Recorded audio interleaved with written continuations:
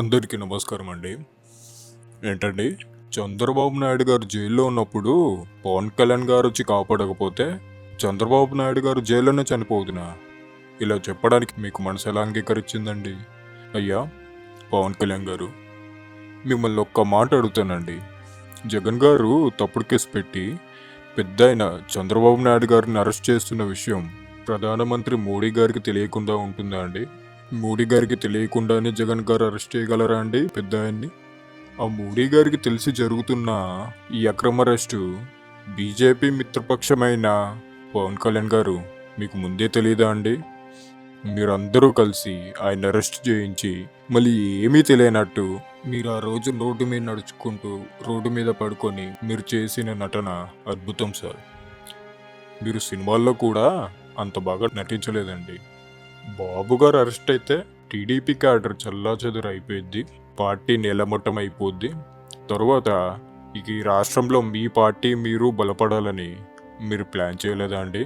కానీ ఆయన అరెస్ట్ తట్టుకోలేక ప్రపంచవ్యాప్తంగా ఉన్న ప్రజలందరూ రోడ్ల మీదకి వచ్చి ఆ రోజు బాబు గారు మీద చూపించిన అభిమానం చూసి చంద్రబాబు నాయుడానికి ఇంత ప్రజలున్నారా అని మీరు భయపడి టీడీపీ క్లీన్ స్వీప్ చేయబోతుంది 2024 ఎలక్షన్లో అని వచ్చిన ఇంటెలిజెన్స్ రిపోర్ట్లు చూసి బీజేపీ పెద్దల డైరెక్షన్లో రాజమండ్రి సెంట్రల్ జైలుకు వచ్చి పెద్ద ఆయన్ని పొత్తుకి ఒప్పుకున్నారో లేదో మాకు తెలియదు సార్.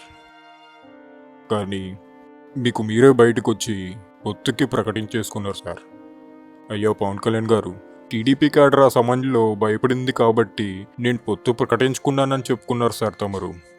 కానీ నిజంగా టీడీపీ క్యాడర్ భయపడి ఉంటే మేం కదయ్యా మీ దగ్గరకు వచ్చి పొత్తుకు బతిమలాడాలి, మేం మీ ఆఫీస్కి వచ్చి బతిమలాడాలి, కానీ మీరే మా దగ్గరకు వచ్చి మీరే పొత్తు ప్రకటన ఇవ్వడం ఏంటయ్యా అంటే ఆ సమయంలో టీడీపీ నెగ్గుతుంది కాబట్టి టీడీపీతో ఉంటే తప్ప మీరు గెలవలేరని మీకు తెలుసు కాబట్టి మీరే పొత్తు ప్రకటించుకొని టీడీపీని ఉద్ధరించినట్టు ప్రచారం చేయించుకోవటం తప్పు సార్. పెద్దాయన దయ వల్ల 21 సీట్లు నెగ్గగలిగామనే వాస్తవం బయట ప్రజలకు చెప్పకపోయినా పర్లేదయ్యా. కనీసం పాప అమాయకమైన మీ కార్యకర్తలకనే చెప్పండి అయ్యా. మిమ్మల్ని పిఠాపురంలో నెగ్గించింది కూడా ఇదే తెలుగుదేశం కార్యకర్తలమయ్యా. 2009లో మీ అన్నగారిని మీరు గెలిపించలేకపోయారండి. 2019లో 2 చోట్ల మీరు ఎమ్మెల్యేగా గెలవలేకపోయారండి. అలాంటి మీరు ఈ రోజున 135 ఎమ్మెల్యేలు 16 ఎంపీ స్థానాలు నెగ్గిచ్చేశామని మీరు మీ అనుకూలమైన మీడియాలో చెప్పించేసుకుంటున్నారండి. అది మాకు చాలా బాధగా అనిపిస్తుంది సార్. మా కష్టాన్ని గుర్తించలేకపోయినా పర్లేదు సార్, కానీ ఈ తెలుగుదేశం కార్యకర్తల్ని దయచేసి అవమానించకండి సార్. మీకు చేతులు జోడించి దండం పెడతాం. మీ వల్లే తెలుగుదేశం పార్టీ గెలిచిందని మీరు గొప్పలు చెప్పుకోండి సార్. అది చూపించి మంచి మంచి మంత్రి పదవులు కూడా తీసుకోండి సార్. చక్కగా 21 మంది ఎమ్మెల్యేలతో మీరు అధికారం చెలాయించండి. మేము మిమ్మల్ని పల్లకులో మోస్తూనే ఉంటాం. కానీ మీరు లేకపోతే పెద్ద ఆయన లేడు, పెద్ద ఆయన్ని కూడా మీరే కాపాడారు, మీరు లేకపోతే చంద్రబాబు నాయుడు గారు జైల్లోనే చచ్చిపోదురు అని పెద్ద పెద్ద మాటలు మాట్లాడకండి సార్. ఆ పల్లకిని ఎత్తుకున్న మాకు ఈ పల్లకి బరువు కన్నా మీ మాటల బరువు ఎక్కువైపోతుందండి.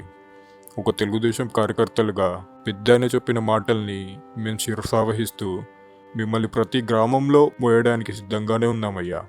కానీ మీరు పెద్దయిని గౌరవించినంతసేపే ఆ గౌరవాన్ని మీరు తప్పినప్పుడు అమాంతం పల్లకి నేలకేసి కొట్టేస్తామండి. ఎత్తునోళ్ళం దింపడం చేత కాదనుకోకండి. అయ్యా పవన్ కళ్యాణ్ గారు, నమస్కారం అండి. ఇట్లు తెలుగుదేశం కార్యకర్త అండి.